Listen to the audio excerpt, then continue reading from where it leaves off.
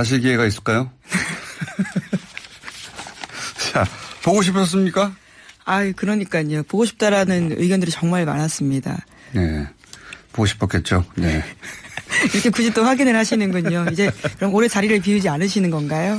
그건 뭐 두고 봐야죠. 예.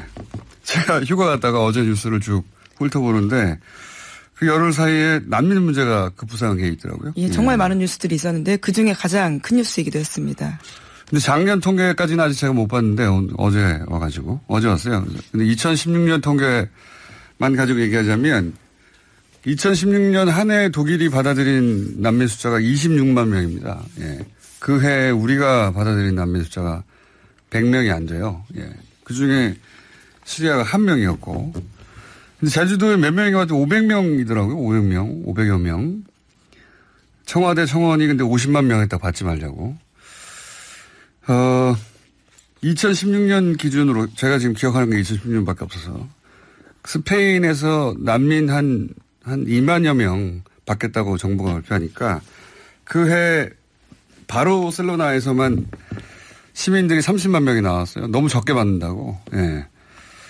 우리가 스페인보다 GDP가 앞섭니다, 이제.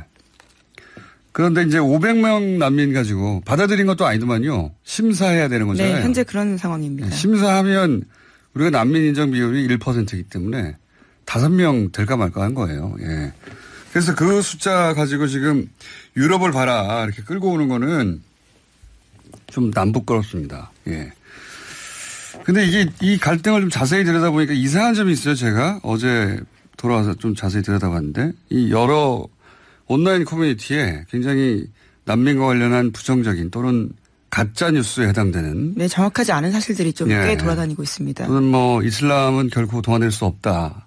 뭐 이런 게시물들 있을 수는 있는데 이게 굉장히 지속적으로 올라오고 자기들끼리 댓글 다는 그런 시도들이 있어요. 이거 좀 더 분석을 해봐야 되는데 이 정치적 관점에서 보자면은 난민 문제는 유럽에서 극우 정당을 불러왔거든요.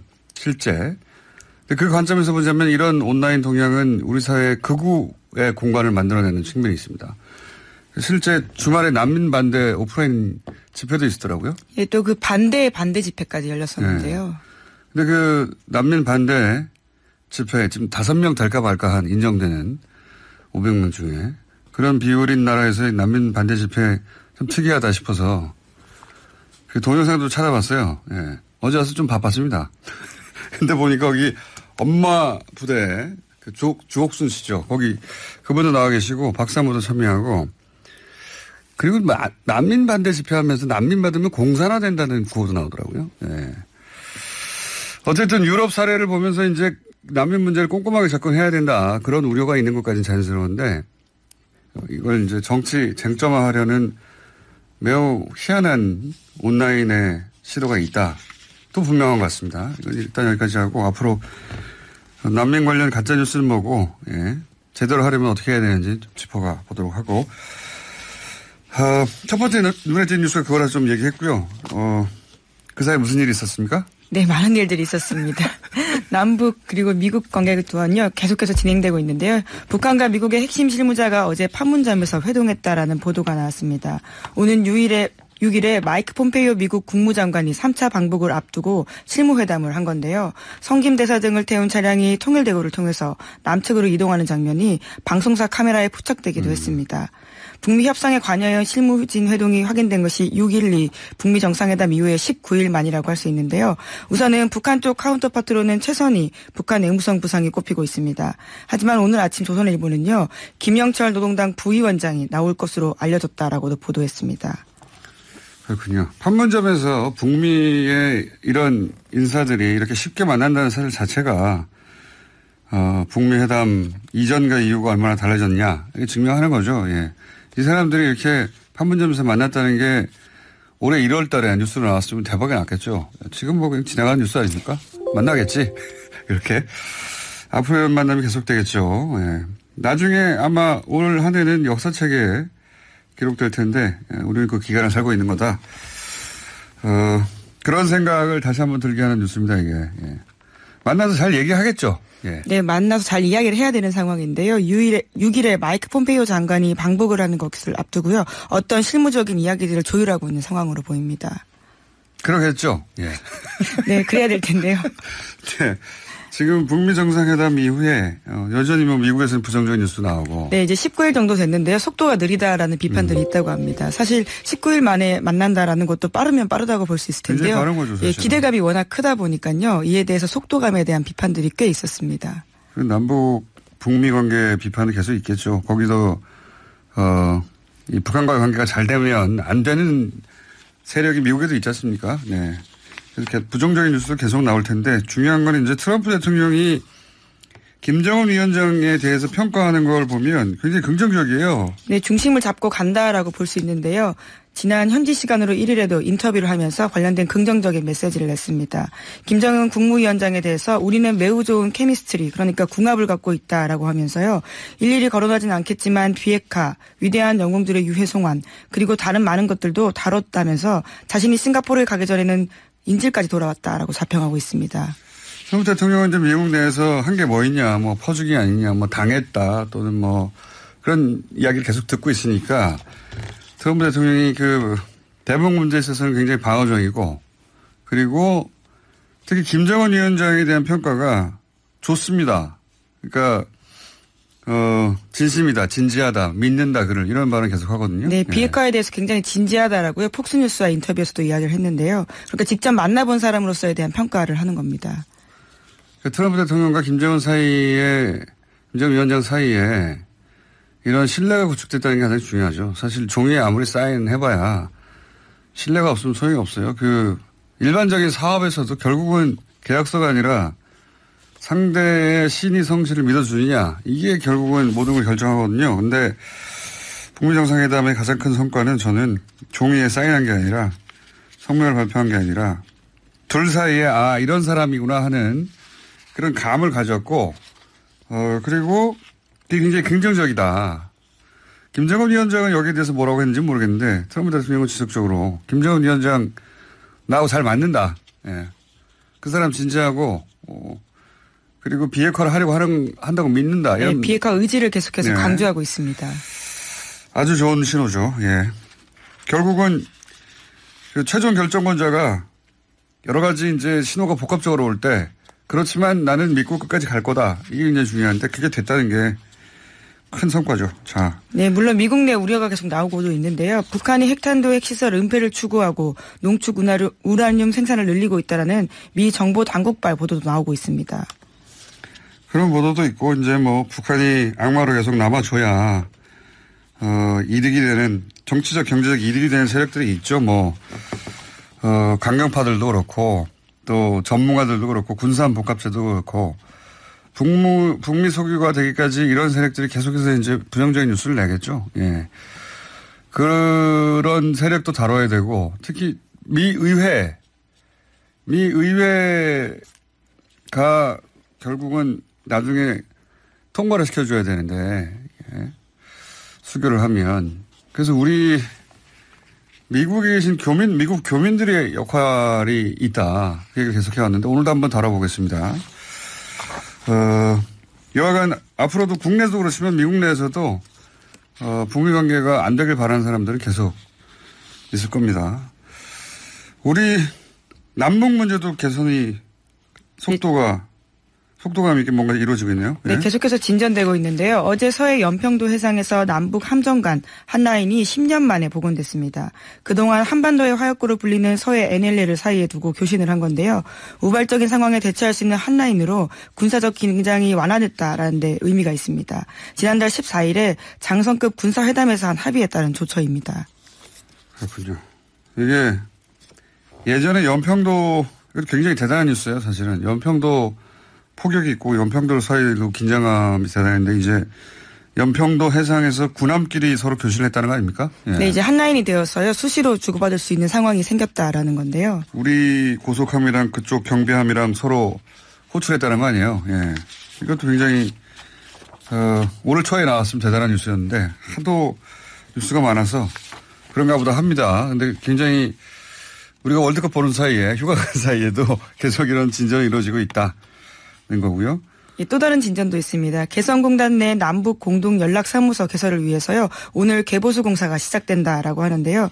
남북이 지난달에 19일에서 20일 개보수 공사 사전 준비를 마무리한 다음에 공사 일정을 상호 협의한 다음에 이뤄진 일입니다. 그러니까 오늘부터요. 관계 인력들이 출퇴근 방식으로 개성공단을 들어가게 됩니다. 그렇군요. 개성공단은 이제 머지않아 다시 가동이 되겠네요. 자, 남북 북미 관계 말고 또 뉴스 있습니까? 네, 김정은 위원장 동정 관련된 소식도 있는데요. 북미에 이어서 북중 정상회담까지 마쳤던 김정은 위원장이 첫 공개 행보를 가졌습니다. 장소는 북중 국경이 맞닿아 있는 신도군인데요. 여기가 경제특구에 속해 있는 곳입니다. 이어서 또 신의주 화장품 공장도 찾아서요. 경제활동들을 계속 이어갔다라고 합니다. 아, 그러니까 북미, 그러고 나서 북중 또 한 번 했죠. 네, 그렇죠. 3차 북중 회담이었습니다. 자주도 가요, 이제. 북중 한 다음에 처음으로 간 데가 여기라는 거죠, 지금. 네, 북중 국경이 맞닿아 있는 곳인데요. 그렇기 때문에 의미가 있습니다. 경제특구인가요, 여기가? 네, 경제특구 황금평 경제특구가 속해 있는 곳이기도 한데요. 또 이어서 중국이 유엔의 대북 제재 완화를 요구하고 나섰다라고도 합니다. 이런 뉴스를 보니까 올해 유엔 총회에 김정은 위원장이 참석해서 연설하지 않을까 이런 생각도 듭니다. 왜냐하면은 그 대북 제재를 푸는데 미국 내 여론도 중요하고, 또 동시에 국제사회의 어떤 여론도 중요하잖아요. 유엔 총회 같은 데 나와서 연설하고, 중국이 대북 제재 완화를 요구하는 성명을 유엔 안보리에 냈다고 하니까, 그러니까 동시다발로 그런 노력을 할 것 같아요. 유엔 총회 김정은 위원장이 연설하면 그것도 대박이겠네요. 네. 그럴 수도 있을 것 같습니다. 요즘 나오는 뉴스를 보면. 그런 뉴스들이 좀 있고, 그 외에 국내 뉴스는 뭐가 있습니까? 네, 재판거래 의혹이 계속해서 수사가 진행 중인데요. 수사가 좀 더딘 편입니다. 그런데 이제 검찰이 강제 수사에 본격적으로 나섰다라는 보도들이 나오고 있는데요.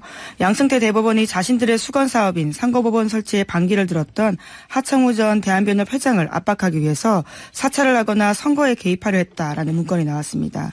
이에 대해서 검찰이 강제 수사에 나섰는데요. 문건 내용들을 보면 전체 대법원에 문제가 되고 있는 410건 문건 중에서 대한변협 압박 방안 검토, 대한변협 대응 방안 검토, 대한변협 회장 관련 대응 방안 이렇게 4가지 건이 있다라고 합니다. 아니, 대한변협을 왜 사법부에서 압박을 하는 거죠?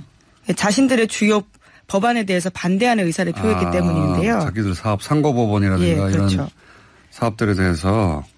예, 내부적으로 그래서 대한변협 회장에 대해서 재산 상황들을 조사하기도 하고요. 수임 상황들을 조사하기도 했습니다. 뿐만 아니라 대한변협 이미지를 나쁘게 해야 된다면서 재정 파탄 이미지를 부각시켜야 한다라는 문건도 기재돼 있었다라고 합니다.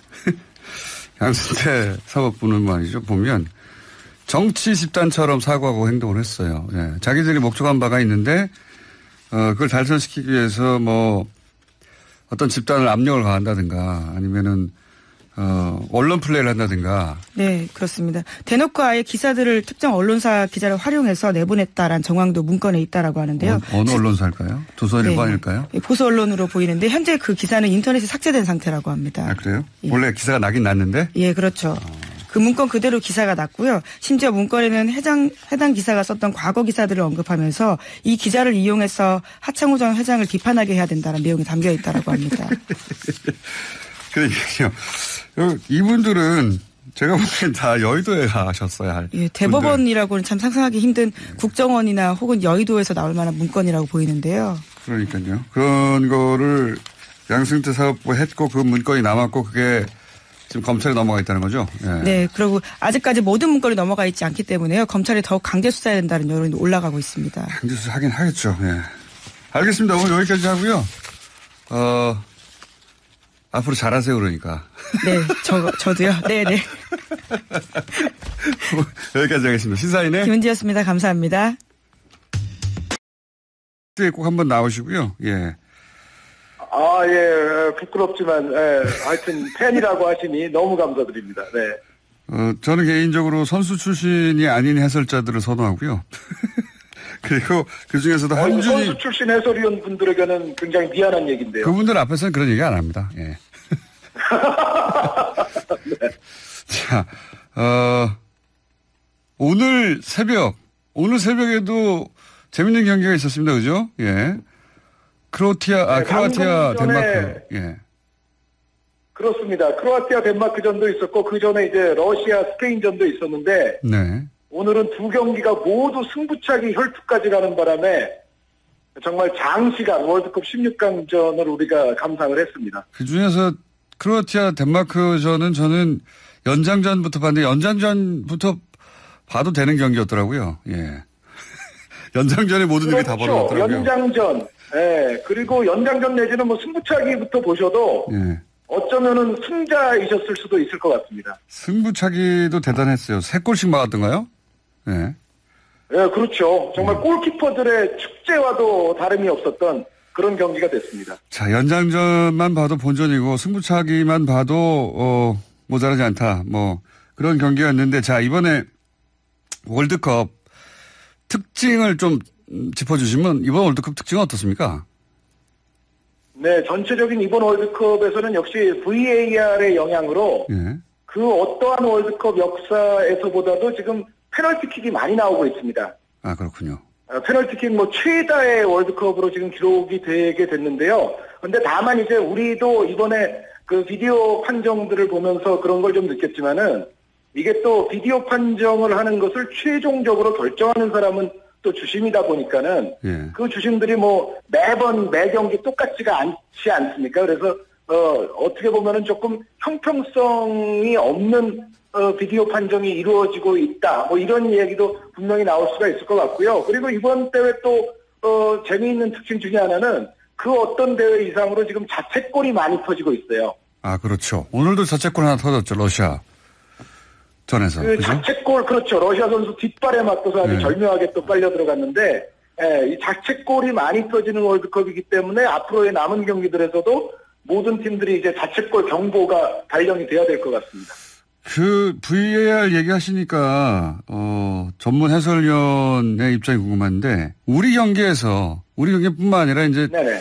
그 축구 강국에 비해 상대적으로 우리가 심판에 최소한 덕을 못 본 건 확실하죠. 네, 우리 경기에서 불리한 인상이 분명히 있었고요. 지금 말씀하신 것처럼 축구 강국들이 좀 어드밴티지를 조금 누리고 있는 인상도 분명히 있습니다. 물론 그죠. 그래서는 안 되지만 그런데 그 인상이 있는 것 자체는 부인할 수가 없거든요. 그런데 여기서 제가 또 다른 요소 하나를 말씀을 드리자면 이런 것도 있어요.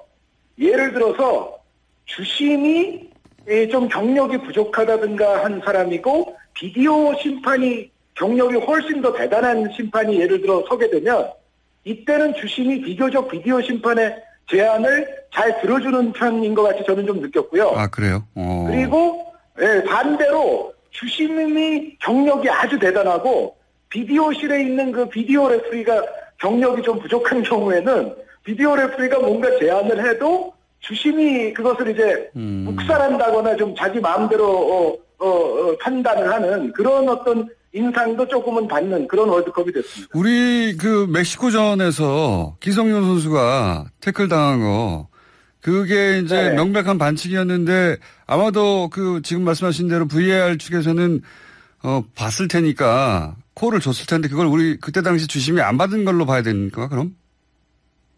그거는 이제 콜을 받았는지 안 받았는지는 지금 저희가 뭐 정확하게 말씀드릴 수는 없습니다만 했다 하더라도. 그 자체가 VAR로 아예 가지도 않았다는 것은 이것은 명백히 사실은 좀 문제가 있었던 시츄에이션이었던 것 같아요. 그러니까 그 장면은 VAR을 했다면은 분명히 우리에게 유리한 결과가 나오지 않았을까라는 아쉬움이 지금도 있습니다. 그러니까요. 이 VAR 제도도 지금 좀 손을 보긴 봐야 되겠어요. 그죠? 예. 그러니까 문제는 일관성이에요. 그러니까 VAR 들어가는 심판과 주심이 매번 매 경기 이제 다 바뀌기는 하는데 사람이 바뀜에도 불구하고 이 바뀌는 사람들에게 모두 공통적으로 좀 지켜질 수 있는 그러한 일관성을 앞으로 FIFA가 좀 더 고려를 해야 된다는 생각입니다. 자, 그리고 이 경기는 어땠습니까? 그 독일전 대단했는데 그 러시아 현지에서 느낀 독일전의 반응은 어땠어요? 독일 제외하고 전 세계가 하나가 된 거 아닙니까? 그렇죠. 여기 사실은 러시아 현지에 멕시코 팬들이 또 굉장히 많이 왔는데 멕시코는 당연한데. 멕시코 팬들이 비바 코리아를 다 외치고 있고 그리고 사실 뭐 방송센터에 있는 제3국 외국인들의 경우에는 우리 한국의 독일전 승리에 대해서 역시 반응이 상당히 뜨겁습니다. 그러니까 상당히 놀랐다는 반응들, 아주 잘했다는 반응들, 그런 반응들을 저도 많이 접했습니다. 독일한테 당해왔던 유럽의 다른 나라들, 뭐 특히 영국, 프랑스, 이탈리아 이런 나라들은 아주 뭐 축제가 자기들 나라 이긴 것보다 더 좋아하는 것 같던데. 특히 잉글랜드 같은 경우에는 그럴 수밖에 없을 거예요. 그러니까 잉글랜드가 뭐 좀 해보려고 할 때 결정적인 순간에 항상 그 잉글랜드의 길을 가로막았던 것이 독일이기 때문에 잉글랜드에서 특히 가장 열광할 것 같습니다. 이탈리아도 마찬가지였지 않을까 싶습니다. 예. 그렇죠. 그러니까 유럽에는 독일의 라이벌이 한둘이 아니죠. 뭐 프랑스가 됐든 네덜란드가 됐든 독일이 실패하면 다 좋아할 겁니다. 그러니까요. 자, 돌아오시면 더 자세한 얘기 좀 나눠보기로 하고, 오늘은 이 몇 가지 중요한 포인트만 좀 짚어볼까 합니다. 이 신태영 감독한테 기회를 더 줘야 하느냐, 이런 이야기가 있습니다. 이 정도 경험을 한 감독을 이 시점에서 뭐 7월까지밖에 계약이 안 된 걸로 알고 있는데, 계약 만료가 감독을 그만두게 해서 그 경험을 살리지 못하게 하는 게 더 손실이냐, 아니면 완전히 새로운 감독을 불러서 우리 대표팀에게 이제 새로운 바람을 불러 일으키지 못하게 하는 게 더 손실이냐. 어느 쪽입니까? 어떻게 보십니까? 개인적으로는? 물론 이제 신태용 감독이 또 이번에 독일전도 막판에 놀라운 승리를 또 거뒀지 않습니까? 네. 그래서 신태용 감독 자체는 제 생각에는 새로운 감독을 우리가 정하려고 할 때 후보군에는 분명히 포함될 수 있다고 저는 생각을 합니다. 그리고 이제 그보다 더 강하게 주장하시는 분들은 이제 신태용 감독 유임을 또 주장하시는 분들도 계실 텐데 그런 분들에게도 물론 일리가 있다고 저도 생각을 하는데 다만 이제 이거는 이렇게 봐야 될 것 같습니다. 우리가 지금 신태용 감독이냐 아니면 다른 감독이냐 또 다른 감독이라면 뭐 한국인 감독이냐 외국인 감독이냐 여러 이제 주장과 의견이 나올 수는 있는데 저는 여기서 누가 감독이냐가 중요하다기보다도 감독을 어떻게 뽑을 것인가, 감독을 어떠한 기준을 가지고 뽑고 어떻게 심사를 해서 결정할 것인가가 저는 오히려 가장 중요한 문제라고 생각을 하거든요. 그 기준과 심사에 비추어서 신태용 감독이 더 나으면 신태용 감독이 계속하는 것이고 아니면은 다른 후보 감독이 신태용 감독보다 확연히 장점이 많다는 것이 이제 기준이라든가 심사에 의해서 밝혀지면 또 새로운 감독으로 갈 수도 있는 것이고 그래서 여기서 문제는 포인트는 신태용 감독으로 해야 된다, 안 해야 된다라기보다도 어떠한 기준을 가지고 어떻게 심사를 해서 우리가 새로운 감독을 정할 것이냐가 더 중요한 것이고 더 근본적인 것이라고 저는 생각을 합니다. 그러면 어떤 기준이어야 합니까? 새로운 감독은 보시기에 한두 가지만. 네, 새로운 감독은 그러니까 이런 겁니다. 우리가 얼마 전에 아시안 게임 감독을 이제 새로 선임을 할 때 김학범 감독이 이제 선임이 되지 않았습니까? 근데 과거보다는 훨씬 더 엄정한 기준과 이제 복잡한 심사를 좀 거쳤거든요. 그러니까 예를 들어 연구 과제를 부여해서 내준 다음에 그것에 대해서 이제 과제를 수행토록 하고 프리젠테이션을 들어보고서 이제 또 심사를 하는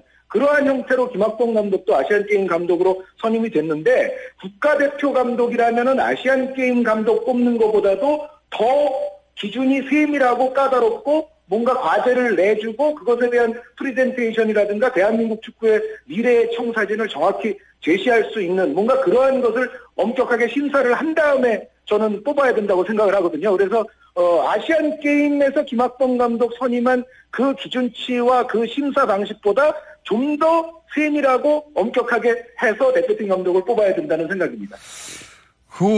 그 얘기하고 그리고 축구협회 얘기는 이게 전화 연결로 다 할 수 없을 것 같아서 돌아오시면 얘기를 본격적으로 한번 해보기로 하고요. 거기 계시는 기간 동안 아직 제가 뭐 여쭤볼 질문들이 남아있는 게 뭐냐면 지금까지의 경기력을 볼 때 우승팀은 누굽니까? 어디입니까? 프랑스, 브라질. 지금까지의 경기력을 볼 때. 예. 잉글랜드, 크로아티아 정도. 우리에게 패한 독일도 집에 갔고요. 아르헨티나 집에 갔고, 포르투갈도 집에 갔고, 이제 스타 군단인 스페인도 집에 가지 않았습니까? 그러니까요. 예. 그렇다면은 지금까지의 모습만으로 봤을 때는 이제는 브라질과 프랑스의 승부가 될 확률이 그래도 가장 높지 않느냐라는 생각입니다. 크로아티아도 잘하던데 보니까. 크로아티아도 잘하진 않은데 이제 오늘 경기는 그런데 크로아티아가 다소간 실망스러웠거든요. 그런데 그런 관점에서 본다면 크로아티아는 좋은 날과 좋지 않은 날이 조금 명확하게 갈릴 수 있고. 그럼 프랑스하고 브라질 중에 하나 골라주세요. 예. 프랑스와 브라질 중에서요. 예, 브라질 중에. 지금까지 봐서는 저는 프랑스 고르겠습니다. 프랑스요? 예. 네. 틀리면 10,000원 주세요. 그리고 한 가지만 더. 10,000원이면 됩니까? 일본, 벨기에는 어떻게 됩니까?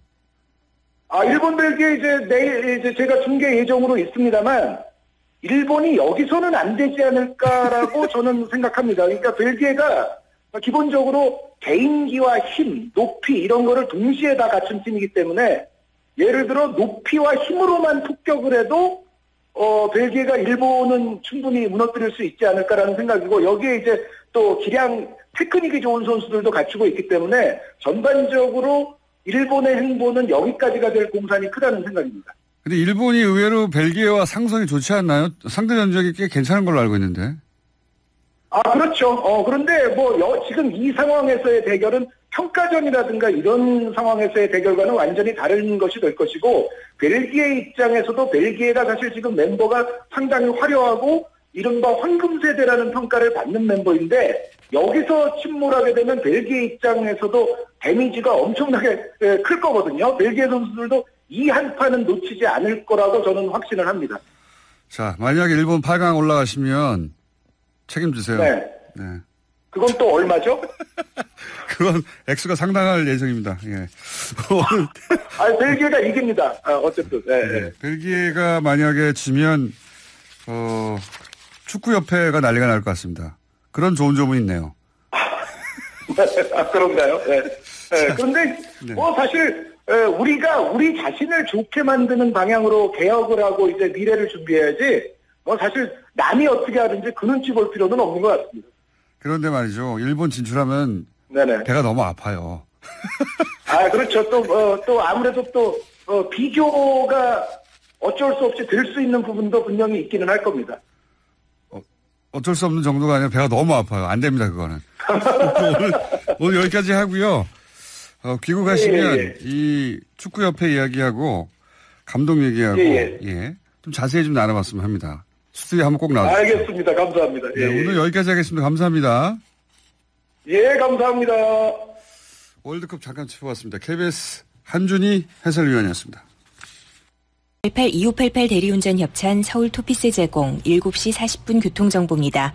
강변북로와 올림픽대로 두 도로 모두 일산 공항 쪽으로 강동대교부터 한강대교까지 밀립니다. 강변북로는 1시간 10분 정도, 올림픽대로는 같은 구간 1시간 15분 정도 걸립니다.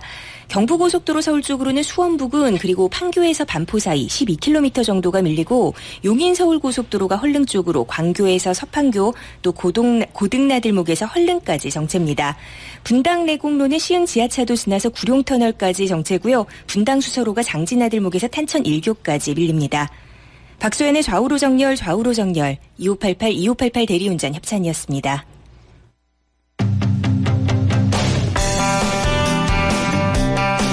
제주 예멘 난민 문제 짚어보겠습니다.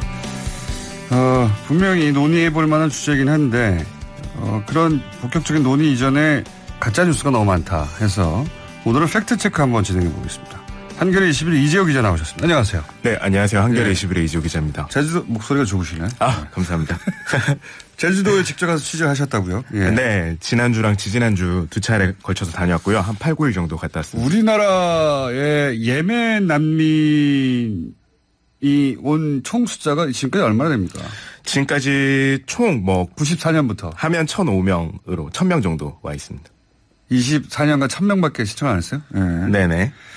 그러면 전 세계의 예멘 난민들 총수 중에 우리나라에 온 예멘 난민의 숫자는 그러면 지금 500여 명으로 따지면 몇 퍼센트 정도 되는 거예요? 한 0.4% 정도인데요. 그러니까 유엔의 보고서에 따르면은 전 세계에서 난민이나 망명을 신청한 예멘인 수가 한 28만 명 정도에 이른다고 보고를 하고 있습니다. 그중에 0.4%. 네네. 네. 극히 일부가 온 거네요, 우리나라에. 네, 맞습니다. 극히 일부. 네. 근데 이제 예멘하고 우리하고 접점이 거의 없잖아요. 네, 사실 종교적으로나 그렇죠. 네. 언어도 그렇고 문화적으로나. 이들이 우리나라를 굳이 찾아온 이유는 뭡니까? 솔직하게 말씀드리면 다른 나라들이 더 이상 받아주지 않아서 그렇습니다. 네. 그렇겠죠. 네. 네. 그런데 예를 들어서 아시아에서 말레이시아가 그나마 네. 그 무슬림 인구가 많아서 네. 거기 많이 갔을 것 같은데 거기 몇 명 정도 갔습니까? 거기 2만 명 정도가 갔고요. 2만 실제로 거기 예멘에서 갈 수 있는 나라 중에 하나였습니다. 말레이가. 그래서 그렇죠. 많이 가 있는 걸로 알려져 있습니다. 종교적으로도 네. 그렇고 말레이가 2만 명인데 우리나라에는 500명 정도 온 거고 올해 500명이 왔고 총 1000명이. 네. 총 이때까지 네네. 총 1000명.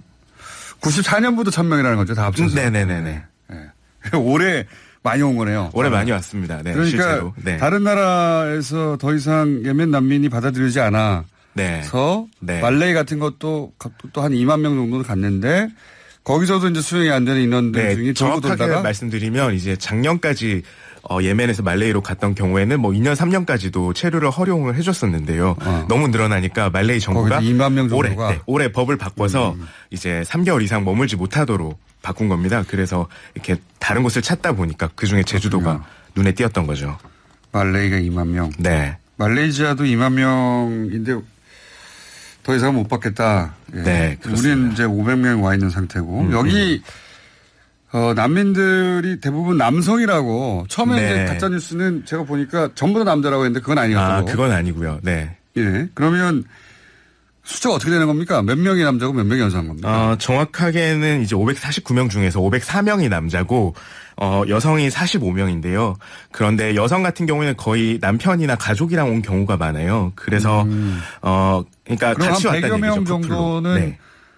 부부라고 봐야 되겠네. 네, 부부거나 이제 자녀까지 합쳐서 온 경우이기 때문에 아하. 이제 남성만 혼자서 온 경우는 그 중에서 한 80% 정도 이렇게 볼 수 있을 것 같습니다. 100여 명 정도는 부부로 빠지고. 네, 부부 가족으로 빠지고요. 그렇군요. 그럼 540명 중에 한 100여 명 빠지고 400여 명 정도. 네, 450명. 가족, 뭐 아이들도 있을 테니까. 네네. 400여 명 정도가 남성이다. 근데 여기서 이제 또 젊은 남성이 무슨 난민이냐. 네네. 사실 이건 난민에 대한 정의 자체를 제대로 못한 것 같긴 한데. 네. 난민이 뭐 젊고 늙고 남녀 구분은 없는 건데. 여하간 젊은 남성은 약자가 아니지 않느냐 이거죠. 한마디로 말하면. 네. 그런 지적인데 이 문제는 어떻습니까? 이게 왜 젊은 남성이 많은 거죠? 젊은 남성이 정확하게 징집 대상이 되기 때문입니다. 강제 징집 대상이 되기 때문인데요. 현장에서 얘기를 나눠 보면은 거기 후티 반군이 강제로 일단 납치를 해서 끌고 간 다음에 총을 주고 전쟁터로 내몰아서 총알바지로 쓰는군요. 뭐 이렇게 해서 전쟁에 나가지 않겠다고 하면 그럼 너는 반군이다라고 간주를 해서 총살. 구속을 하거나 이렇게 죽이거나 이렇게 하다 보니까 일단은 거기 끌려갔다가 오신 분들도 꽤 많아요. 이야기를 해보면 현장에서. 그러니까 군에 납치됐다가 이렇게 빌고 탈출해서 온 경우도 많아서요. 일단 젊은 남성이 많은 이유는 징집 대상이기 때문으로 볼 수 있을 것 같습니다. 그렇군요. 네. 그러니까 정상적인 징집이 아니라 반군에 끌려갔다가 네네. 탈출했다든가 그런 케이스다. 네. 그리고 이제 돈을 벌어야 하는 이유도 사실 있기는 한데요. 그러니까 일각에서는 이들이 비행기를 타고 와서 그리고 돈을 벌러 온 위장 취업을 하러 온 가짜 난민이라고 하는 이야기를 많이 하는데요. 실제로는 이들이 이제 어떻게 왔는지를 좀 볼 필요가 있는데 돈이 보통 예멘에서 벌어서 나오는 게 아니라 자기보다 앞서서 나갔던 형제들 그 근처에 사우디나 저기 수단이나 나가서 돈을 벌어서 그들이 자금을 마련해주면 그 자금으로 나오는 경우가 많아요. 아하, 그렇군요. 그러니까 이 사람들도 일단 나왔기 때문에 나와서 돈을 벌어서 좀 가능하다면 지금 현재로서는 생활하는 것만 해도 벅차지만 과거 우리나라도 그랬어요. 우리나라에서 네, 맞습니다. 정확하게 비슷한 양상입니다. 예, 미국에 먼저 형제가 가고 네네. 부모가 가고 부르고 네네. 그랬었죠. 그런 양상이네요. 그러니까 네, 이 사람들이 맞습니다. 돈이 있고 여유가 있어서 비행기를 타고 나온 게 아니라 먼저 탈출했던 그 형제 자매들이 그 자리에 거기서 이제 왜냐하면 죽으니까 네. 그 나라에 있다가는 네. 비행기 표를 보내주거나 하면 그걸 타고 온 사람들이지 돈이 여유가 있어서 여기로 온 게 아니다. 네. 맞습니다. 그러니까요. 비행기를 탔다는 이유만으로 보트피플은 아니지 않느냐 네, 네, 이렇게 네. 얘기하는데 예멘에서 배 타고 여기까지 못 와요. 꽤 힘들 겁니다. 네. 네. 그래서 그 형제자매들이 보는 우리나라에서도 이렇게 가족이 재결합할 때 난민 인정 비율이 높거든요. 제가 네, 알기로는. 맞습니다. 네, 예. 네, 네. 가족이 먼저 나왔고 네. 그 다음 가족 형제나 부모를 부르는 경우에는 난민 인정 우리나라 비율이 굉장히 낮지만 네. 1%대로 과거에 내가 알고 있었는데 요즘 좀 올라갔나요? 네, 최근에는 4%까지 된다는 보고가 있는데요. 그런데 중간에 이제 난민 심사를 포기하고 나간 경우까지 계산을 하면은 뭐 3% 정도로 추산하는 경우. 전 세계에서 가장 나거든요, 거의. 거의 네. 10분의 1, 세계 평균의 10분의 1 정도. 네. 세계 평균이 38%인 상황이니까요. 네. 그러니까 우리나라에서 난민 문제가 이렇게 크게 그 열흘 사이에 됐다는 게 너무 신기했어요. 네. 우리나라 난민이 안 받기로 유명하거든요. 네. 그래서 난민이 잘 안 옵니다. 와도 몇백 명 수준 온 것도 이게 정말 적은 숫자거든요, 이게. 네. 이 적은 숫자도 우리가 수용하지 못할 정도의 국가가 아닌데. 네. 여하간 계속 팩트 체크 해보겠습니다. 어쨌든 한 3% 정도까지 올라왔다. 네. 네, 재작년인가 3년 전인가 4년 전 통계가 1%였어요. 네, 1.1%인가? 3% 정도는 됐다. 이 500명도 3%, 4% 적용해도 몇 명입니까? 5명, 10명 그 정도 수준밖에 안 된다는 얘기잖아요. 네, 많이 대신 이제 통상적으로 그 확률상으로 봤을 때는 인정받을 수 있는 비율은 크게 높지 않을 것 같습니다. 10명도 안 된다는, 10명 난민 때문에 결국 이런 사단이 나고 있다는 거나 마찬가지예요. 네. 자, 그래서 이런 팩트 체크 한다는 게 저는 좀 이상합니다. 이렇게까지 할 일이 아닌 것 같은데. 네. 자, 그리고 또 이런 얘기도 있습니다. 범죄율이 네. 높아질 수밖에 없다. 네. 예. 뭐 이 부분이 가장 이제 국민들께서 우려를 하시는 부분 같습니다. 그런데 제가 좀 인상적이었던 부분이 출입국청에서 뭐 한국 생활 관련하고 설명을 하고 취업 설명회 프레젠테이션을 하는데 이게 예멘인이 100명이 넘는 이제 그 예멘인이 강당에 들어갔어요. 중공 강당에. 그런 경우에 좀 시끌시끌 하잖아요. 그런데 딱 한국인 공무원이 마이크를 드는 순간 서로가 이렇게 쉿쉿 하면서 자기들끼리 조용하자고 하고 이렇게 쥐죽은 듯이 조용해지더라고요. 그러니까 그게 굉장히 상징적인 사례라고 저는 생각을 했는데요. 이 사람들이 굉장히 한국 질서나 이런 부분을 잘 지키려고 굉장히 조심하고 있는 상황입니다. 그러니까 지금 제주도 경찰서에서도 보고를 보면은 아직까지 2달이 이제 많이 넘었지만 범죄는 보고된 바가 없고요. 뭐 수십만 원이 든 자기가 갖고 있는 재산보다 더 많은 돈이 든 지갑을 찾아줬다거나 그런 사례가 한 4건 정도 있었거든요. 그래서 경찰하고 이야기를 조금 해보면 이 사람들이 난민 지금 뭐 범죄를 저지르거나 경범죄라도 저지르게 되면 난민 심사 과정에서 불이익을 받을 수 있다는 거를 굉장히 잘 알고 있고 이런 부분에 있어서 좀 조화롭게 그 제주도에서 살아가려고 한다고 노력한다고 이렇게 경찰들이 설명을 했습니다. 사실 이게 이제 무슬림에 대한 공포도 있어요. 네. 하도 네. 무슬림 테러, IS 이런 뉴스를 많이 접하다 보니까. 네네. 근데 우선 그 숫자가 너무 적어요. 네. 지금 그 무슬림 커뮤니티가 뭐 다른 나라에서 뭐 5% 혹은 10% 되면 어쩌고저쩌고 하는데 우리나라 인구 그 정도 되려면 5천만 명이 250만 명 정도 돼야 되는 겁니다. 네. 5%의 인구가 어쩌고저쩌고 한다고 하는데 250만 명의 난민이나 혹은 그 커뮤니티가 형성돼야 된다는 건데 5%가 된다 하더라도. 네. 지금 5명, 10명 가지고 하는 거예요. 난민 인정이 되는 비율로 보자면. 네. 참, 이렇게까지 부정적이고 비판적이고 하는 여론이 갑자기 형성된 게 좀 이상한데. 네. 자, 청년 일자리를 뺏는다. 이건 어떻습니까? 뭐 사실 이 부분도 어디에도 근거가 없는 상황입니다. 뭐 제주에 있는 예민 난민들이 현재 취업한 양상을 보면은 거의 대부분이 양식업장, 뭐 고기잡이배, 돼지고기 식당, 횟집 종업원으로 간 상황인데요. 이 직군에 있는 현지 주민들 뭐 식당주나 뭐 선주 분들하고 얘기를 하면 이미 한국 사람들이 많지 않은 직군이었어요. 뭐 동남아나 이쪽에서 일을 하시는 분들이 많았던 부분이고요. 그리고 이제 난민 심사를 통해서 인정받은 사람이 저희가 94년부터 지금까지 총 839명이라고 말씀을 드렸는데요. 23년간 네. 800명 됐습니다. 작년에 좀 늘었나 보군요. 네. 재작년까지 통계가 700여 명이었는데. 그러니까 난민 심사에서 거절을 당하거나 아니면 난민 심사 과정, 그러니까 인정 못 받은 경우에는 단순 노무직밖에 할 수가 없어요. 그러니까 전문직으로 갈 수가 없는 상황이죠. 그래서 아까 말씀드린 839명을 제외한 나머지는 그러니까 전문직으로 갈 수가 없는 겁니다. 그렇다면은 우리가 이제 우리 젊은 층이 일을 하고자 하는 그런 부분, 정규직, 특히 그런 일자리를 뺐을 거라는 거는 가능성이 굉장히 희박하다고 볼 수 있겠습니다. 뭐 가능성이 없죠. 네.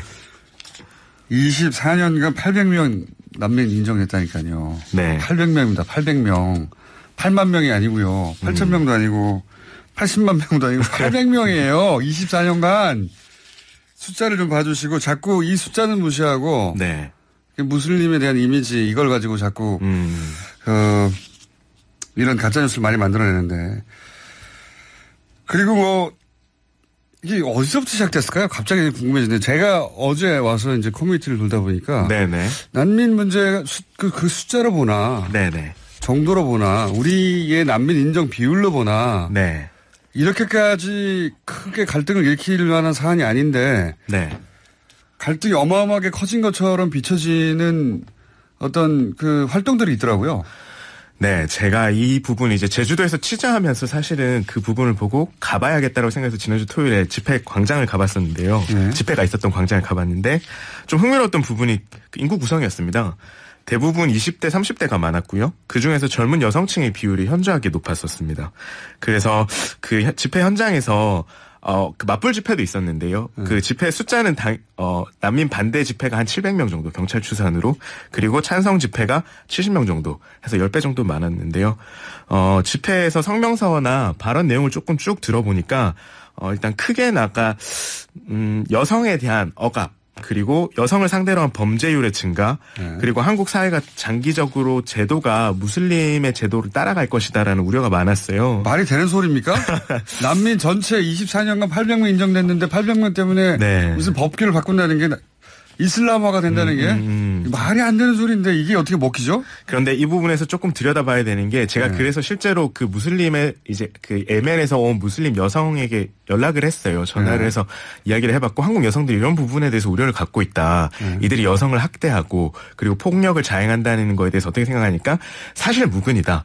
그리고 무슬림 국가에서 과거에 한때 여성을 억압했던 그런 문화가 있지만 전통이 있었지만 무슬림 사회도 계속 변화를 해왔고 여건이 신장되는 방향으로 나아가는 도상에 있는 거다. 그리고 일부 남성이 그렇게 억압하는 거는 뭐 한국이나 다른 문화권도 마찬가지지 않냐 이렇게 얘기를 했었습니다. 아니 근데 저는 우리가 그렇게 이제 무슬림 문화에 대한 오해도 있지만 네. 그 무슬림화 될 것이라고 하는 우려 자체가 네. 말이 되느냐는 거죠. 기본적으로. 이게 20몇 년간 800명 정도 받아놓고. 네네. 그러면 해로 나누면요. 한 해당 2명 뭐 이런 정도예요. 20명입니까? 아, 2명이 아니라 20명 정도 되는 거예요. 네네네. 그 숫자 가지고 우리가 무슬림화 된다느니 이런 호들갑을 떠는 게 말이 되나요? 어떻게 무슬림화가 돼요? 그 숫자 가지고. 자, 이 문제는 앞으로 계속 짚어보겠습니다. 우려에 대한 부분도 짚어보긴 하겠으나 일단 가짜 뉴스 부분을 짚어봤습니다. 한겨레 21 이지혁 기자였습니다. 감사합니다. 네, 감사합니다.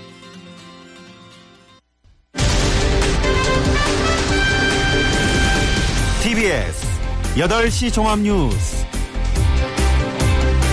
장마와 북상 중인 태풍 등의 영향으로 폭우가 쏟아지면서 전국에서 피해가 잇따랐습니다. 감기 몸살 등으로 휴식을 취해온 문재인 대통령이 오늘 수석 보좌관 회의를 주재하며 업무에 복귀합니다. 도널드 트럼프 미국 대통령은 북한이 비핵화에 매우 진지한 태도를 갖고 있다고 밝혔습니다. 러시아 월드컵 16강전에서 러시아와 크로아티아가 각각 승부차기 끝에 8강에 진출했습니다. 이상 이 시간 주요 뉴스입니다. 중부지방과 경상도, 충북 등 일부 지역에 호우특보가 내려진 가운데 오늘 전국에는 최고 200mm의 비가 내리는 곳이 있겠습니다. 제7호 태풍 뿌라비루는 당초 예상보다 동쪽으로 치우쳐 내일 아침 제주도를 지나 오후에는 경남 해안을 통과할 것으로 보입니다. 김호정 기자의 보도입니다. 주말 이틀 동안 쏟아진 장맛비로 전국에 인명피해와 침수피해가 잇따랐습니다. 전남 영광에선 모내기를 하던 태국 여성이 낙뢰를 맞아 숨졌고 전남 보성에선 흘러내린 토사에 70대 여성이 다쳤습니다. 전남과 충남, 충북에선 농경지 2,400여 헥타르가 물에 잠겼고 전남 보성의 한 아파트엔 차량 22대가 침수되는 등 피해가 속출했습니다. 18개 국립공원의 460여 개 탐방로에 출입이 통제된 가운데 서울 청계천도 산책로 주변에 접근이 제한되고 있습니다. 오늘 하루 현재까지 전남 여수에는 89.5mm, 충남 서천 59.5mm, 충북 단양 57.5mm, 전북 군상 59.8mm의 많은 비가 쏟아졌고 서울에는 15.5mm의 비가 내렸습니다. 오늘도 장맛비가 이어지면서 시간당 30mm 이상의 비가 쏟아지는 곳이 있겠으며 최고 200mm의 비가 오는 곳이 있겠습니다. 제7호 태풍 뿌라삐룬이 한반도에 접근하면서 추가 피해도 우려됩니다. 뿌라삐룬은 당초 예상보다 동쪽으로 치우쳐 내일 새벽부터 아침 사이 제주도 동쪽 해상을 지난 뒤 오후엔 경남 해안 부근에 상륙할 것으로 예상됩니다. 특히 태풍의 오른쪽 반경인 위험 반환에 드는 제주도와 영남 지방엔 강한 비바람으로 피해가 우려되고 있습니다. 제주도와 전남 해안, 경상도 등에 태풍 예비특보가 발효됐으며 정부는 중앙재난안전대책본부를 가동하고 비상대비 태세를 유지하고 있습니다. TBS 뉴스 김호정입니다. 제7호 태풍 뿌라삐룬의 영향으로 어제부터 임기를 시작한 민선 7기 전국자치단체장들이 취임식을 축소하거나 전격 취소했습니다.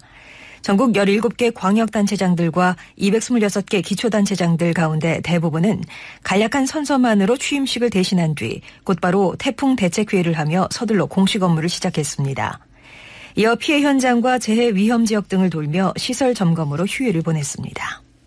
감기 몸살에 걸려 지난달 28일부터 휴가를 내고 휴식을 취해온 문재인 대통령이 오늘 오후 청와대에서 수석 보좌관 회의를 주재하고 업무를 재개합니다. 문 대통령이 공식 석상의 모습을 드러내는 것은 지난달 24일 서울공항을 통해 러시아 국빈 방문에서 귀국한 뒤로 8일 만입니다. 문 대통령은 지난달 27일 오전까지 정상적으로 직무를 보던 중 몸 상태에 이상을 느껴 그날 오후 일정을 모두 취소했고 청와대는 문 대통령이 과도한 일정과 누적된 피로 탓에 감기 몸살에 걸렸다고 발표했습니다. 이후 문 대통령은 28일과 29일 이틀간 휴가를 내고 어제까지 관저에서 휴식을 취했습니다. 도널드 트럼프 미국 대통령은 비핵화 협상과 관련해 북한이 핵시설 리스트 신고 등에 매우 진지한 태도를 갖고 있다고 밝혔습니다. 트럼프 대통령은 미국 폭스뉴스와의 인터뷰에서 북한이 핵시설들이 어디 있는지 등을 미국에 이야기해야 하지만 이에 진지하지 않은 것 같다는 질문에 북한은 비핵화에 매우 진지하다고 생각한다며 그들이 그렇게 하길 원하고 있다고 답했습니다. 이어 김정은 북한 국무위원장과의 관계에 대해 매우 좋다고 강조하며 비핵화와 미군 유해 송환, 미국인 인질 석방 등을 성과로 자평했습니다. 트럼프 대통령은 또 한미연합 군사훈련 중단 방침을 거론하며 더 이상 워게임을 하지 않아 많은 돈을 아끼게 됐다고 말했습니다. 이와 함께 미국은 북한에 아무것도 주지 않았다며 대북 양보론을 일축하면서 북한이 굉장한 미래를 갖게 될 것이라고 믿는다고 강조했습니다. 존 볼턴 미국 백악관 국가안보회의 보좌관은 미국 측이 핵과 생화학무기, 미사일 등을 1년 내 해체하는 프로그램을 고안했으며 마이크 폼페이오 국무장관이 이 같은 방안에 대해 조만간 북측과 논의할 것이라고 말했습니다. 볼턴 보좌관은 미국 CBS 방송과 폭스뉴스 인터뷰에서 미국은 북한 비핵화를 위한 프로그램을 발전시켜왔다면서 이같이 밝혔습니다. 이 같은 발언은 폼페이오 장관이 비핵화 로드맵 등에 대한 후속 회담을 위해 오는 6일쯤 방북할 것으로 알려진 가운데 구체적인 시간표를 밝힌 것이어서 주목됩니다.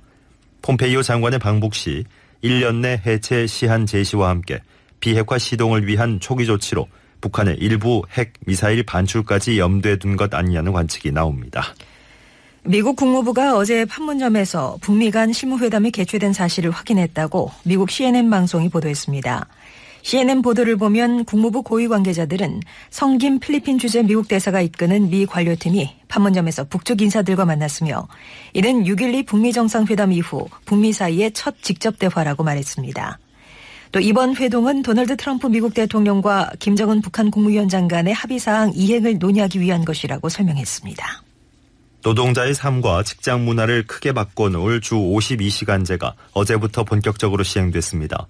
주 52시간제가 적용되는 곳은 상시 노동자 300인 이상 사업장과 국가, 공공기관, 지방자치단체 등입니다.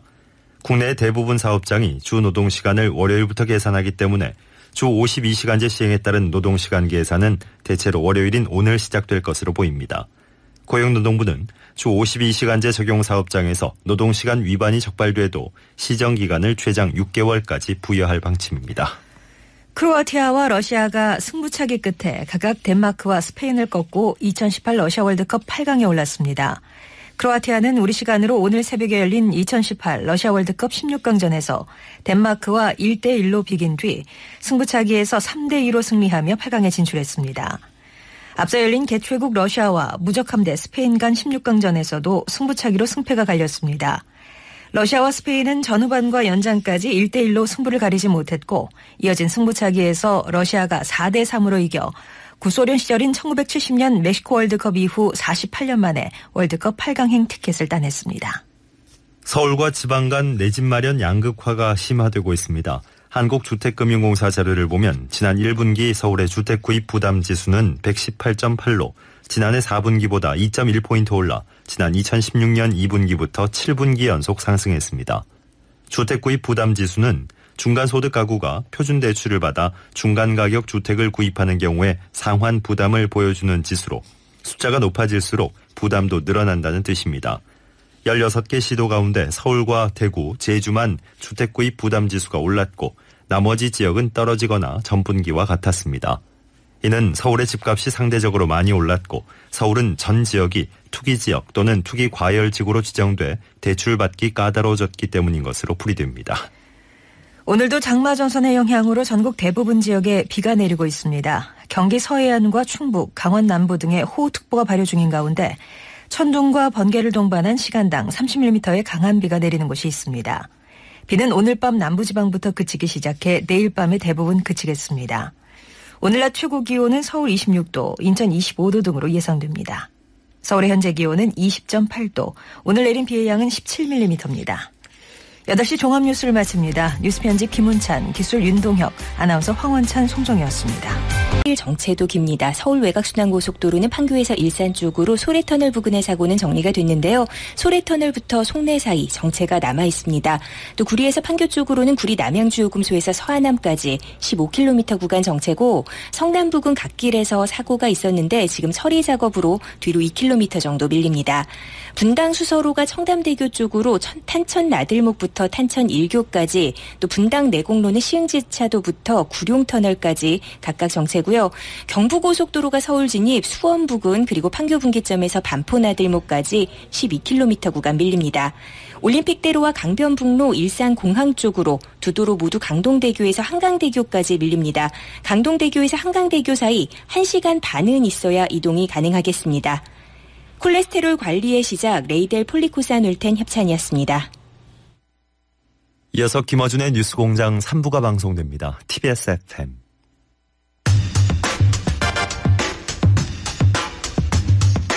폼페이오 미 국무장관이 방북을 한다고 하죠. 자, 북미 관계 다시 한번 짚어보기 시작하겠습니다. 한동대 김주영 교수님 나오셨습니다. 안녕하십니까? 네, 안녕하십니까? 네. 지난 3주간 이 북미 관계가 관련 뉴스가 별로 없었어요. 네. 네. 월드컵 때문입니까? 우리가 생각하긴 그런데요. 네. 아마 물밑 그 국내적으로 정비하는 과정이 좀 있었던 것 같습니다. 뉴스 공장에 제가 휴가인 줄 알았는지. 네. 어쨌든, 제가 이제 복귀하자 갑자기 또 뉴스가 나오기 시작했습니다. 그러네요. 지난 3주간 그럼 무슨 일이 있었습니까?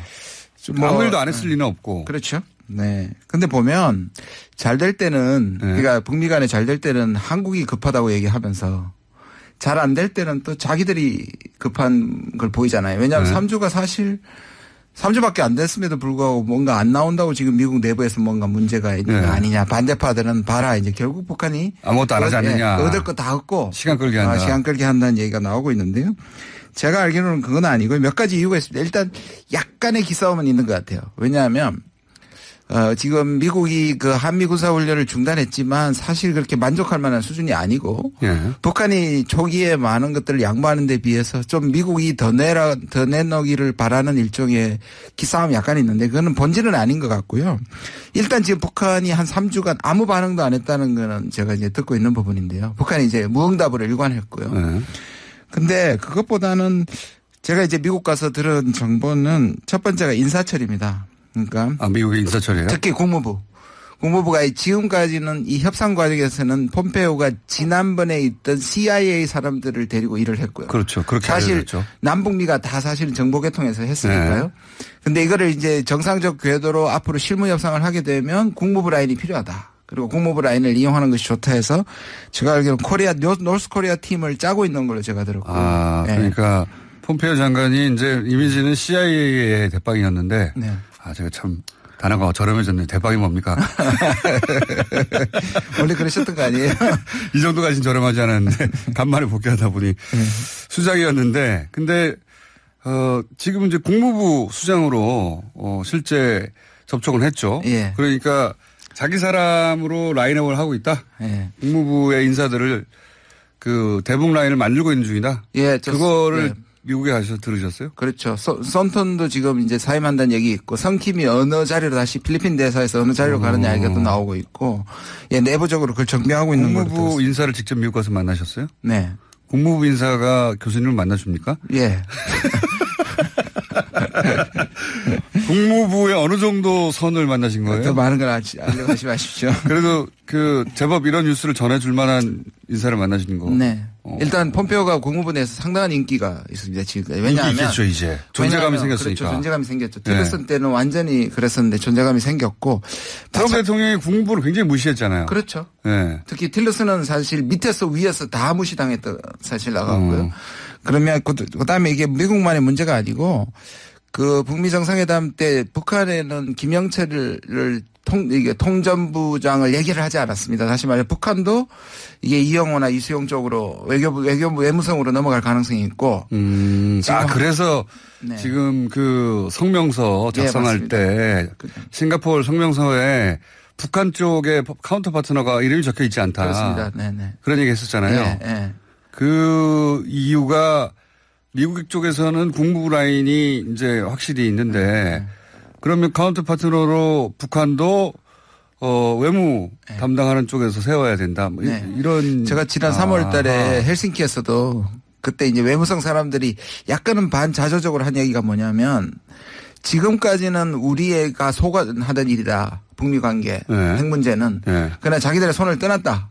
떠난 건 이제 통전부로 갔던 거 아닙니까? 이제 다시 자기 이제 정상인 자기들한테 온다고 볼 수 있는 그럼 거죠. 북한도 외교 라인이 미국도 외교 라인이 그럼 우리도 외교 라인이 마찬가지죠. 그래서 최근에 이제 폼페오 장관이 우리 강경화 장관을 계속 이제 전화하고 카운터파트 하면서 우리 외교부도 좀 위상이 약간 올라가는 것 같습니다. 오호. 그러니까 이제 정보 라인에서 외교 라인으로 넘어가는 그 기간이었기 때문에 3주간 소강 상태였던 측면이 있다. 왜냐하면 실무 협상을 하게 되면 아무래도 정보 라인보다는 그동안의 경험이 있던 북한에 대한 경험이 있는 사람들이 해야 되기 때문에 그런 수순을 밟을 수밖에 없는 측면이 있죠. 미 국무부의 그 엘리트 의식이 가장 강한 부처라고 하던데 여기서 폼페이오 인기가 올라갈 수밖에 없네요. 네. 실세 장관이 온 데다가. 한 가지만 더 말씀드리면 세 가지 파트로 지금 이제 노스코리아 팁을 짜고 있는데요. 세 가지 파트로요? 네. 하나는 제재 문제를 어떻게 할 것이냐. 제재 푸는 거. 네. 제재. 그다음 비확산. 이거는 뭐 늘 국무부의 중심 것 중에 하나고 그다음에 이제 협상 실무팀이고요. 이 협상 실무팀을 동아태 차관보를 또는 특별 협상직이든지 어떤 차관보급을 아마 성킴이 맡게 될 가능성이 매우 많은 것 같습니다. 이게 고급 정보에 해당되는 내용을 말씀하시네요? 네. 처음으로 얘기하는 겁니다. 어디서 들으신 거에 있나 보네요, 실제로. 아니, 제가 말씀드렸지 않습니까? 국무부 사람들 만났다. 아니, 국무부의 말단을 만나실 수도 있잖아요. 말단도 돌아가는 건 알겠죠. 어쨌든 국무부의 인사를 통해서 확인한 정보, 외무부 라인으로 그러니까 외교 라인으로 3국이 모두 교체되는 와중인 것 같고. 예. 예. 그래서 강경화 장관도 카운터 파트너가 되어가는 중이다. 예. 예. 그렇군요. 그래서 조용했다. 또 한 가지 싱가포르 회담 이후에 교수님이 하신 말씀 중에 확인이 안 된. 네. 그러나 언론에 잠시 화제가 된. 네. 그리고 다 잊혀졌지만 저는 기억하는. 그게 뭐냐면 북한과 이면 합의가 있을 것이다. 네. 네. 그런 내용을 말씀하셨는데 이면 합의의 내용은 나온 게 없어요. 현재까지. 있죠. 왜 없습니까? 있습니다. 뭐가 있습니까? 이면 합의라는 데서 조금 조심할 부분이 있는데요. 제가 뭐 꼭 피할 길을 마련한다는 의미가 아니고. 성명서에 쓰지 않았지만. 그렇죠. 그런 의미. 예. 그렇지만 또 합의 수준은 완전한 합의냐, 언지를 준 정도냐, 또는 공감했느냐 수준은 저는 정확하게 알 수는 어쨌든 없지만. 북미가 만나서 서로 논의를 했는데 발표하지 그렇죠. 않았던 게 있다. 그렇죠. 그중에 첫 번째가 군사훈련. 군사훈련 있죠. 그렇죠. 예. 그다음에 두 번째가 트럼프가 수준의 북한이 비핵화를 시작할 것이다. 이건 일종의 로드맵이거든요. 네. 그거는 뭔가 들었다는 말이고. 네. 그다음에 나중에 이제 이게 동창리일 것이라고 얘기를 하는데 미사일 엔진 시스를 네. 폐기할 것이라고 얘기했고요. 그다음에 지금 이제 그 시기 가지고 로드맵 그 타임라인을 가지고 좀 논란은 있지만 폼페오가 2년 6개월이라는 말을 자기도 모르게 지나가는 말을 좀 했었습니다. 맞습니다. 예. 예. 2년 6개월이라면 재선 이후인데요. 재선까지죠. 대선 때까지죠. 아마도 그 미 대선에 맞춘 발언이 아니었나 저는 그렇죠. 그렇게 뭐 그렇게도 볼 수 있지만 그다음에 이제 그게 이제 논란이 되니까 뒤에 이제 좀 없다라고는 얘기했지만 이런 것들이 이면 합의 존재 여부를 어느 정도 좀 보여주는 증거라고 생각을 합니다. 저는. 네. 그러면은 이제 성명서 합의문에는 없지만 미사일 폐기 문제. 네. 사실 이 폐기 문제 미사일 폐기장 엔진이죠. 정확하게 말하면. 미사일 엔진 폐기 가지고 이거 별거 아니다라는 얘기도 있는데 네. 별거 아닌 게 아니지 않습니까 이건? 그렇죠. 이게 동창리가 되게 되면 이제 별거 아니라는 쪽에서는 그런 겁니다. 그러니까 북한이 지금 어디지 별거 아니라고 해요. 이런 발사 실험 장소가 굉장히 많다고 보는 거고요. 네. 그다음에 지금 어제 이제 군 정보 쪽에서도 나온 얘기가 뭐냐면 실제로 동축 우라늄도 사실 영변 외에도 적어도 최소한 3개일 것이라고 지금 합쳐서 포함해서 3개일 거라고 얘기하고 풍계리 할 때도 그 사실 이제 더 이상 사용할 수 없어서 한다고 그랬는데 사실 3과 4는 아니거든요. 그렇게 치면 분명히 진전임에도 불구하고 이걸 계속 이제 평가절하하는 것이 미국의 버릇이고 또 협상 전략이겠죠. 그리고 이런 평가절하를 하는 언론들이 항상 보면 트럼프 대통령이 북한과 관련해서 했던 일들 대부분은 별거 아니라고 계속 얘기해요. 그렇죠. 예. 정상회담도 별거 아니라고 합니다. 이젠 또. 그렇죠. 예. 별거가 뭔지 모르겠어요. 예. 그렇게 트럼프 대통령이 미국 주류 언론에 대해서 평가절하당하는 건 뭐 하루 이틀은 아닌데 그 외에 그러면 이면 합의 뭐가 또 있다고 보십니까? 이번에 오늘 어젠가요? 미국의 이제 CBS에서 Face the Nation하고 Fox News Sunday에서 이제 볼턴이 또 몇 마디 했지 않습니까? 발음이 너무 좋으신 거 아닙니까? 팍스 같은 경우는. 그런데 거기서 얘기한 게 뭐냐면 1년 얘기를 했어요. 1년 내에 우리가 왜 얘기하는 소위 말하는 WMD 그러니까 네. 대량 살상 무기에 관해서 1년 내도 거의 전부가 폐기될 수 있는 가능성이 있다. 탄도미사일 얘기도 했습니다. 네. 전부 합쳐서요. 네. 생화학 무기까지. 네. 대량 살상 무기는 없애겠다 이거죠. 네. 그렇죠. 대량 살상 무기 전부를 어마어마한 양의 북한의 그것을 없앨 수 있다고 얘기한 것은 일종의 기싸움이겠지만 거꾸로 얘기하면 지난번에 제가 말씀드린 것처럼 폼페오 2차 방북했을 때의 프론트 로딩, 초기 조치에 관한 걸 이제 볼턴이 더 가지고 더 이제 리비아 모델로 몰고 갔었는데 그것과 비슷한 이 어법인 것 같아요. 다시 말해서 북한이 조기 조치에 대한 얘기를 했을 것인데 그거를 1년 내로 거의 모든 것을 폐기하는 식으로 지금 얘기를 한 거 보면 그만큼은 아니라도 북한이 거기에 대한 얘기 또는 북미 간에 했다는 얘기의 반증일 수도 있죠.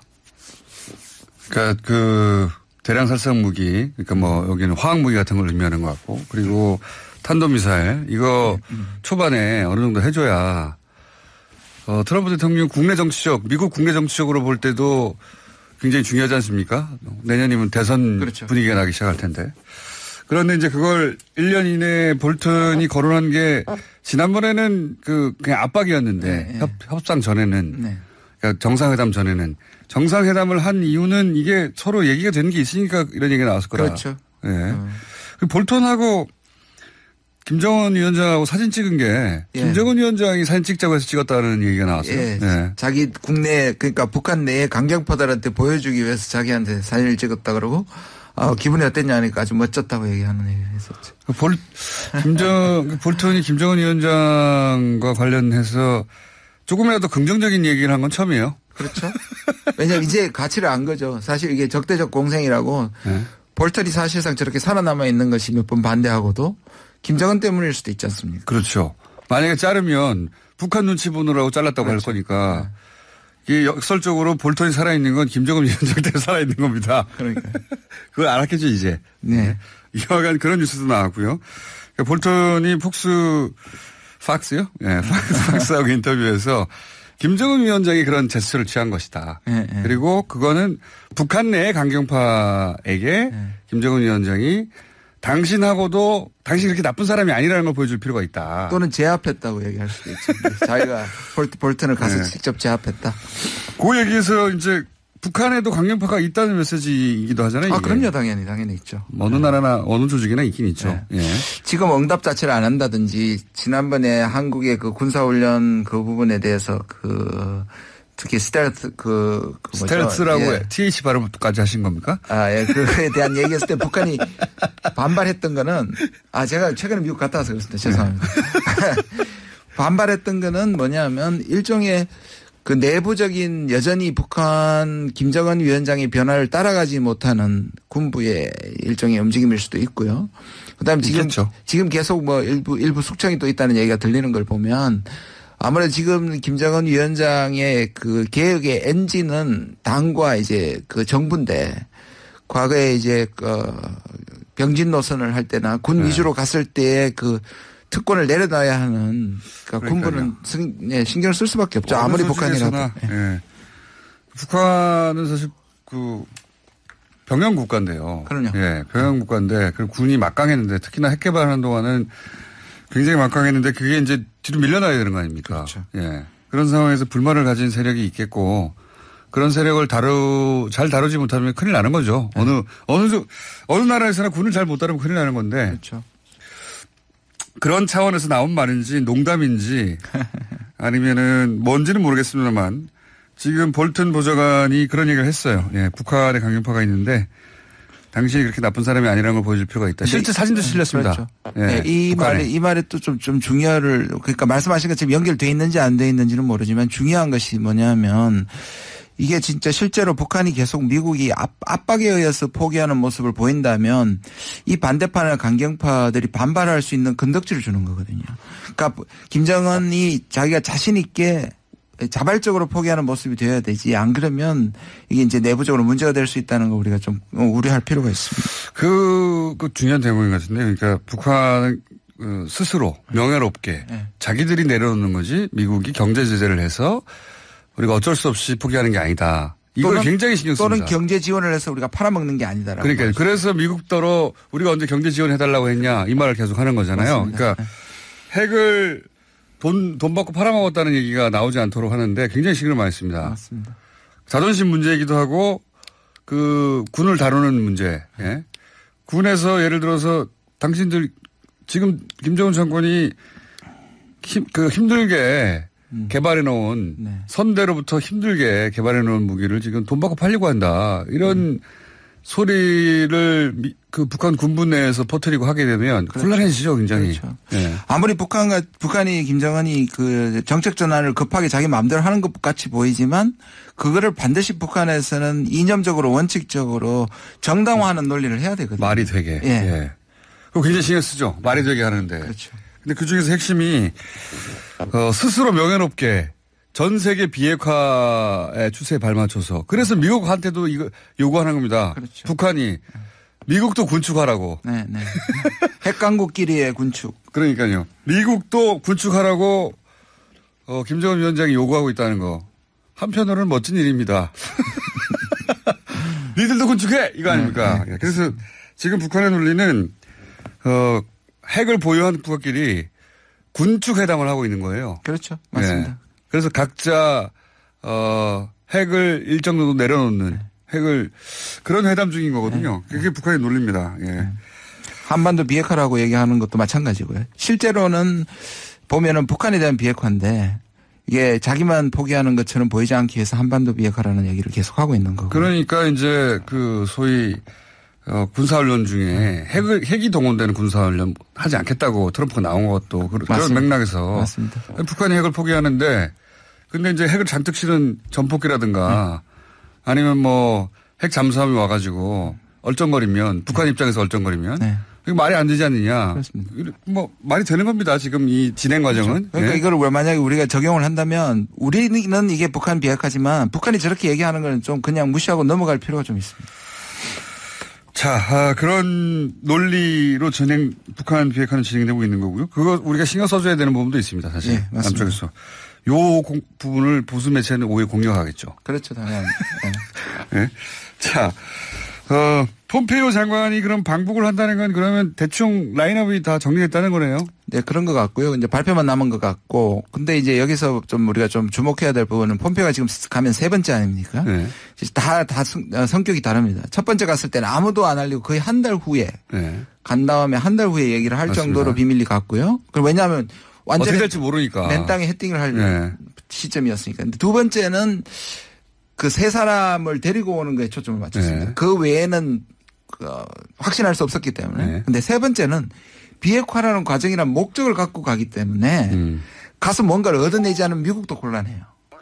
그렇겠네요. 그러니까 그것도 시간이 필요했던 거고요. 그러니까 뭔가 모르게 이번에 가서 성과라도 가져와야 된다고 얘기를 했고 제가 또 한 가지 더 말씀을 드릴까요? 국무부 아까 얘기. 네. 미국도 이거를 이제 워낙 정치적이고 폼페오도 정치적이고 트럼프도 정치적이니까 이번에 북한을 가서 하더라도 다 밝히지는 않을 거라고 생각해요. 왜냐하면 한 달 또는 한 달 반 주기로 한 건씩 터뜨리겠다는 게 지금 폼페오의 계획인 것 같습니다.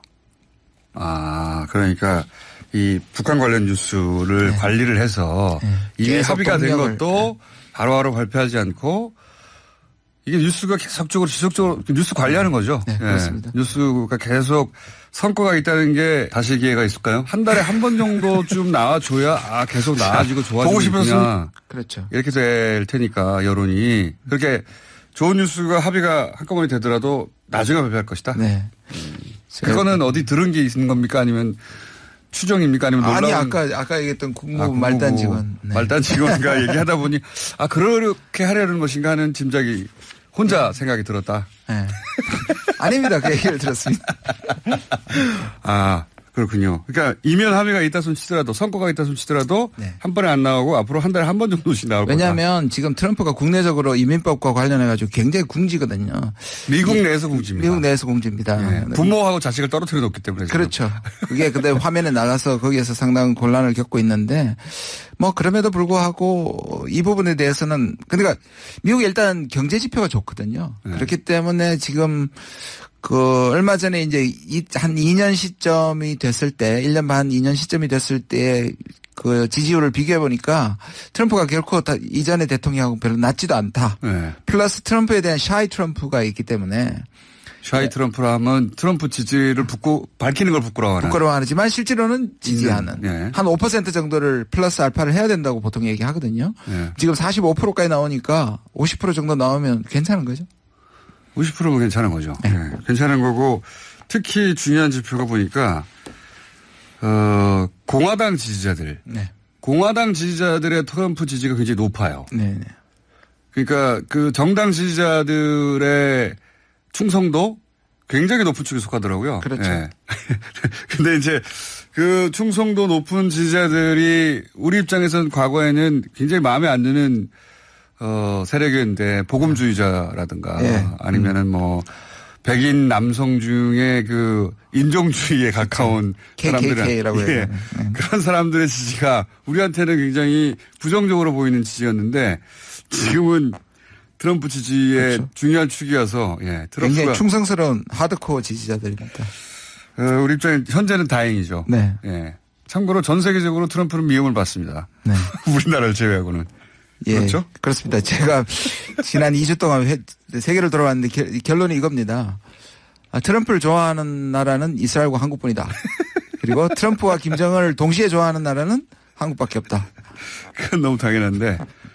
그러니까 유럽, 미국뿐만 아니라 미국 내의 주류 언론들이 트럼프를 공격하는 건 뭐 여러 차례 다뤘는데 유럽도 트럼프에 대한 비토가 장난 아닙니다. 보면. 네, 지금 제가 직접 듣고 왔는데요. 베를린이라면 우리한테는 상당한 진보적인 인사들이 어려울 때 가 있었던 곳이고 동백림 사건의 네. 장소고 그런데 진보적인 도시죠. 평균적으로 그렇죠. 말해서. 통일을 하고 나서 이 화장실 갈 때하고 나올 때하고 지금 달라진 게 뭐냐면 제가 굉장히 많이 비난을 받았습니다. 한국 사람들 너무 감정적이다. 트럼프를 어떻게 믿느냐 그러니까 이거죠. 트럼프를 어떻게 믿느냐. 저렇게 한마디로. 동맹국을 저런 취급을 하는. 특히 메르켈이 여러 번 당했지 않습니까? 거기에 대한. 나토나 뭐 독일에 대해서 아주 뭐. 예. 그래서 제가 또 그랬습니다. 아니 당신들 통일도 다 정서라는 게 굉장히 크게 작용했는데 이제 통일됐다고 객관적으로 보라는 얘기 너무한 거 아니냐. 제가 그렇게 얘기하고 왔습니다. 하여튼 뭐 유럽에서 트럼프의 인기는 바닥이라고 보시면 됩니다. 네, 그렇습니다. 예. 미국 내에서부터 더 싫어하는 것 같아요. 네, 맞습니다. 예. 좋아할 요소가 미국 내에는 하다못해 공화당 지지자들에도 있죠. 그렇죠. 유럽에서는 트럼프를 지지할 이유가 단 하나도 없죠. 단 하나도. 그래서 아까 공화당 지지자 말씀을 하셨는데 공화당 지지자 중에 이렇게 자본가들이나 또 월스트리트나 이런 데서는 그 상당히 좀 지금 우려를 하고 있습니다. 왜냐하면 이 자유무역 같은 거에 대해서 G7에서도 네. 여러 가지 사고를 치고 있기 때문에 미국의 주류 사회가 좋아하지 않을 일을 무척 골라서 합니다, 지금. 그렇죠. 예.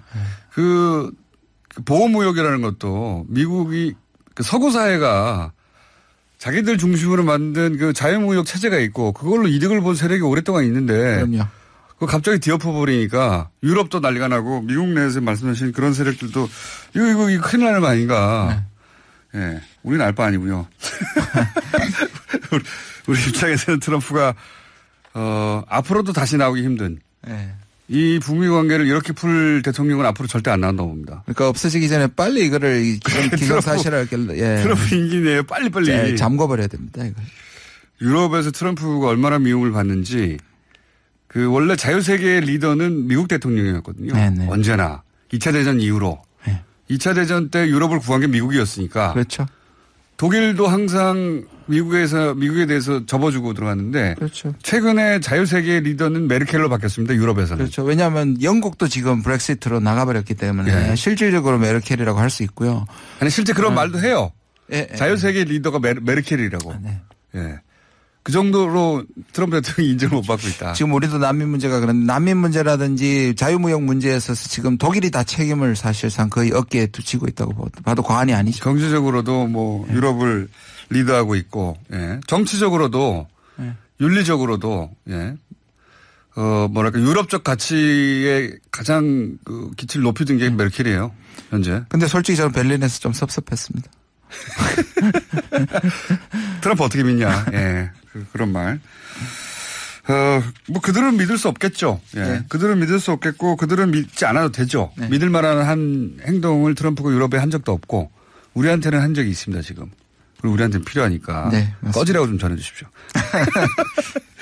자, 총 정리하면은 이제 한 3주간 소강 상태였던 건 외교 라인으로 중심축이 옮겨가기 때문에 이제 라인업이 이제 만들어졌기 때문에 앞으로 뉴스가 또 계속 나오겠네요. 예, 그럴 것 같습니다. 예. 그리고 이면 합의는 뭔가 있는데 이미 했는데 예.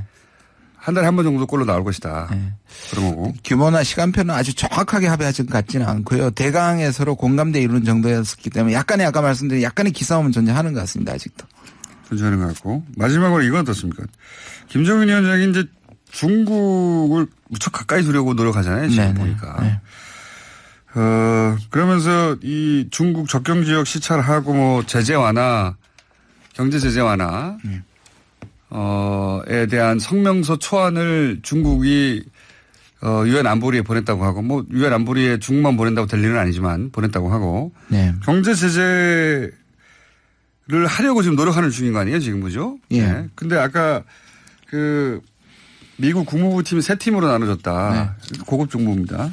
네. 확실히 맞다면은 거기에 경제 제재팀이 있다는 거 아닙니까? 네네. 그러면 이 경제 제재가 원래는 비핵화가 끝난 다음에 모든 핵이 다 사라졌다는 이후의 경제제재가 될 것처럼 얘기해 왔는데 그게 아닌가 봐요.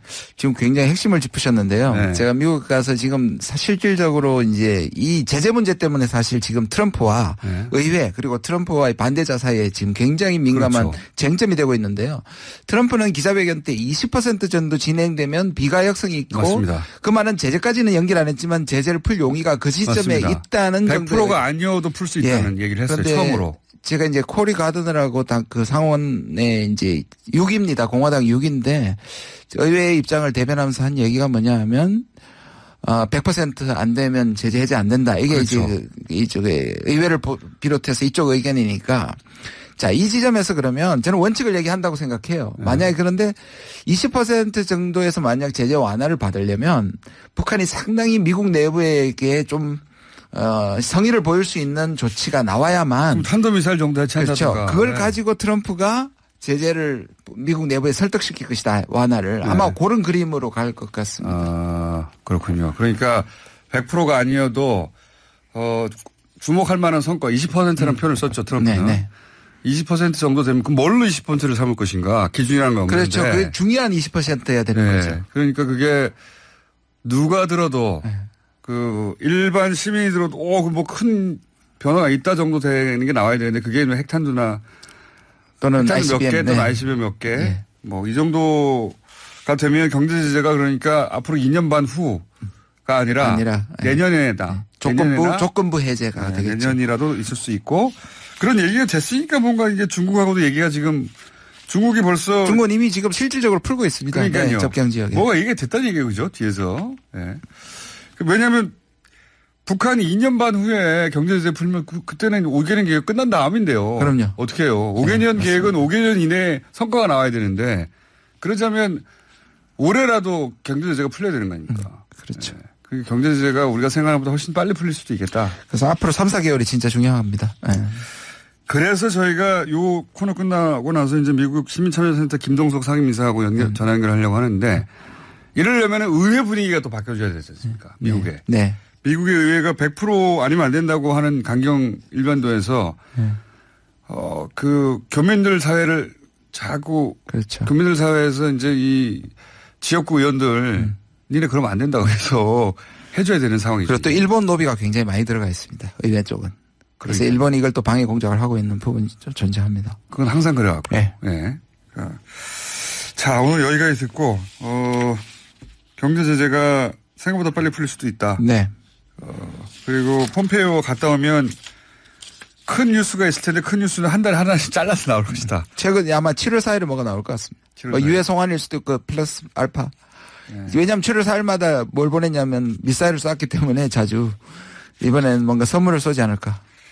자, 김준영 교수님이 미국에 가서 국무부 사람을 직접 만나고. 많이 풀었습니다, 사실. 그러니까 만나고 들고 온 중요한 뉴스였습니다. 네. 한 달에 한 번씩 한다. 국무부 라인업이 지금 다 정리가 됐다. 세 팀으로 나눠졌다. 어디서 듣지 못한 뉴스. 왜냐하면 요새 안 부르거든요. 아무도 교수님을. 예, 저도 소강 상태입니다. 뉴스가 소강 상태라. 자, 오늘 처음으로 모셔가지고 좋은 뉴스는 다 빼먹었습니다.